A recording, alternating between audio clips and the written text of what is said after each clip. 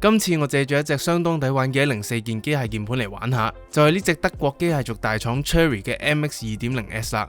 MX 2.0S 嘅外表相當簡約全黑設計嘅，有經典嘅 clicky 青軸啦，同埋重身線性嘅黑軸兩款選擇，配單層光黑嘅 ABS 鍵帽，有埋一行功能鍵，整體打字手感同埋穩定軸以400幾蚊嚟講都算唔錯嘅，咁就俾大家聽下先。